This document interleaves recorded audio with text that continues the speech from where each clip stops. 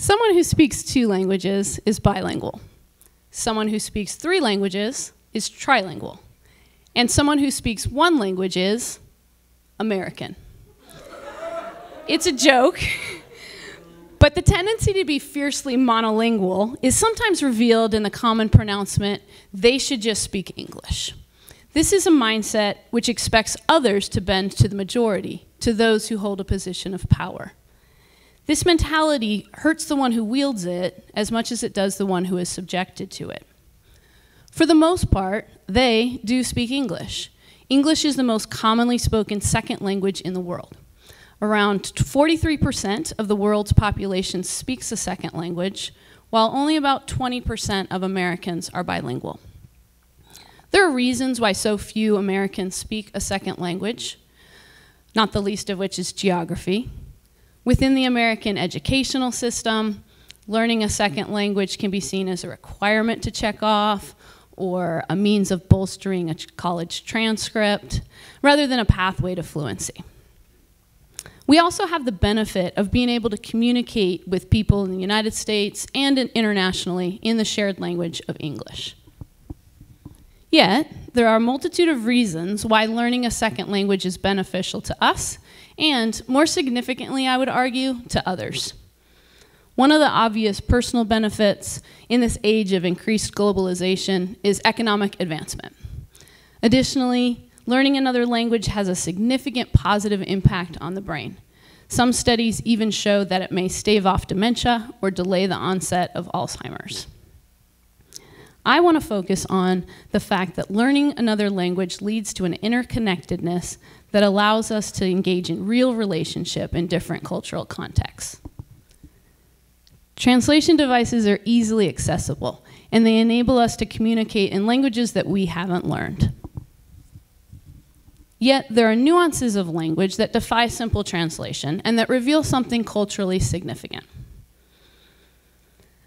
Without these nuances, things can sometimes get lost in translation. My second language is Spanish, so many of my examples come from the Spanish language and the culture to which it speaks. I recently said to someone, "Se me olvidaron mis llaves." This would be translated, "I forgot my keys."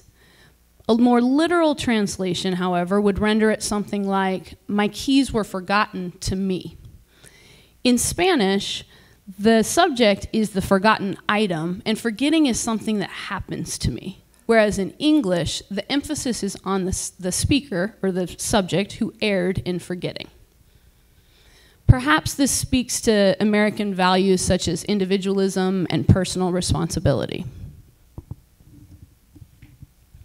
Another example of nuance within language is found in the Spanish verbs saber and conocer.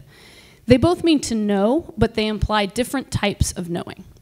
Saber is typically used for types of knowledge that can be memorized, for factual information, while conocer is reserved for knowledge that I gain by personal experience. Before I visited Guatemala, I did a lot of research and spent hours poring over a travel guide from Lonely Planet and mapping out our route. I knew at that point that there was a lake in the mountains of Guatemala called Atitlan. When I traveled to Guatemala, I walked out on one of those little docks, took a water taxi to one of the little villages that line that lake, and in that moment, I knew Lake Atitlan in another way. What had been saber knowledge rooted in the factual became conocer knowledge rooted in the experiential. We can know about a culture, but learning its language enables us to know the culture in a fuller way. Conocer understanding implies relationship. And language acquisition allows us to move from conocer knowledge to saber knowledge. The word culture is derived from the same Latin root as the word cultivate. Language can and should be a means of cultivating relationship. Without shared language, we rely on something or someone else to bridge the language gap. Our knowledge of the other is distant and indirect. I love bridges, but I personally rather cross one with friends than try to communicate with them from the other side. Our attempts to get to know each other without a common language aren't necessarily in vain, but they can be frustrated by an inability to move easily beyond the superficial. We can enjoy and appreciate the beauty of another culture from a distance, but shared language allows for a fruitfulness that simply isn't there without it.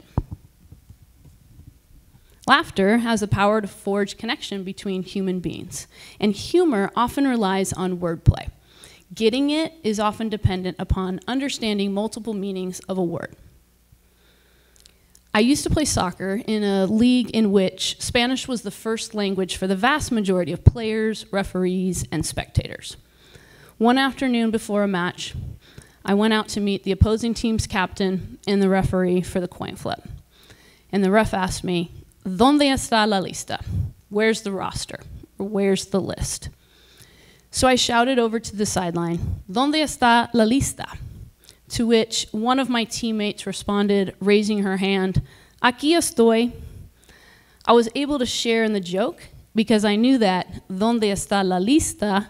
Where's the list? Can also mean, where's the smart one? Without shared language, we have what I might refer to as a cruise ship relationship with other cultures. We can make brief cross-cultural stopovers in places that are sort of a third culture, custom designed for exchanges that are economically advantageous to one party and sources of diversion for the other. They're not fully representative of how either culture really lives.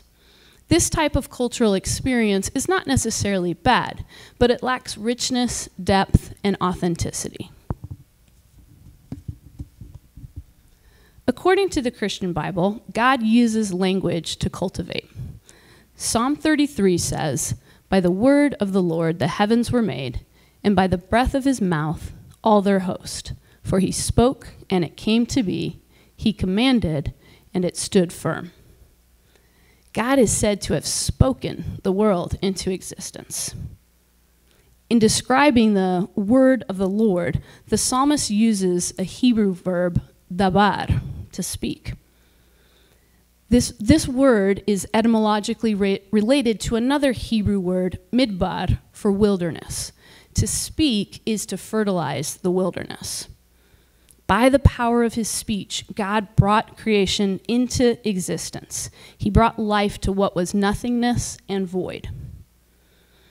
In like manner, our speech can be used to cultivate, to create, to bring life as we forge relationship with others in different cultural contexts. God is said to create by his word and to enter into relationship intimately with creation as the word. The New Testament author John wrote of how God spoke into the wilderness of human estrangement from God by coming to earth in the person of Jesus as the Word. John recorded it this way: "In the beginning was the Word, and the Word was with God, and the Word was God." He used the Greek word for word, logos, and it's not simply a word that's used for naming something, as in, what's the word for friend? But it goes further than that to imply language, communication, and reasoning. Through the language John uses, he shows us his understanding of Jesus as one who came to cultivate relationships through shared language. Without a common language, we may be observers who learn about a culture from afar, scatterers of seed who invest in another culture but don't really engage with its people, or worse yet, consumers who simply take, rather than harvesters who enjoy in the fruit of real relationship and cross-cultural understanding. Language, along with, I would say, travel and literature, is one of the ways by which we really grow in empathy for people who are different from us. We don't have to leave the United States in order to get to know people of a different culture and language. The United States is the second largest Spanish-speaking country in the world, having even more Spanish speakers than Spain. Some sources suggest that by 2050, the United States might surpass Mexico as the nation with the most Spanish speakers in the world. This statistic might make some feel nervous or fearful. Our fear of the other often goes hand in hand with the absence of relationship. The truth is that it's easier to fear or even hate a group than it is an individual person. For example, with the current war in Ukraine, we might view Russians as one scary monolith. I grew up during an era of heightened fear during the Cold War. And when I think of Russia, I think of the Cold War, I think of Putin, but I also think of friends that I made when I was there. We shared meals and train rides, we played soccer matches, and I communicated in the chut-chut Ruski that I knew. That's a little bit of Russian, I'm pretty sure. There's a historical anecdote about a Christmas truce that occurred during World War I between the Germans and the British. On Christmas Eve of 1914, the Germans and British both began singing carols in their respective trenches. According to some accounts, they began to shout messages to each other, starting with insults and jokes, followed by wishes for a Merry Christmas. Eventually, it's reported, one of the Germans shouted out, "Tomorrow, you no shoot, we no shoot." And so, on Christmas Day, they met in no man's land between the two trenches, where they took photos and played soccer. It was hard for many people to believe that it actually happened. They came to know each other as individuals rather than faceless representatives of the enemy, in at least some small measure. Their knowing resulted directly from an ability to communicate. It's unlikely that anyone would have jumped out of the trench with a soccer ball or a camera, apart from the ability to negotiate a Christmas ceasefire with words. Cultivating is hard work. The harvest doesn't come without the passing of seasons. During a visit to Costa Rica, my friend Carmen, who hosted us in her home, said to me, "Me cuesta aprender inglés." You might translate it, "It's hard for me to learn English." Again, a fuller understanding comes from the more literal translation that is illuminating. In expressing her struggle to learn English, she said, "Me cuesta aprender inglés." It costs me to learn English. Cultivating costs us. It requires something of us. Learning to communicate is like sharing in a meal that we've played a part in from farm to table, as opposed to eating fast food from a drive-thru. Language acquisition is difficult. It costs us time, persistence, and the willingness to feel humiliated when we get it wrong. Fluency can be a lifelong labor, but for those who have the opportunity and the aptitude to pursue it, the rewards are bountiful. Thank you.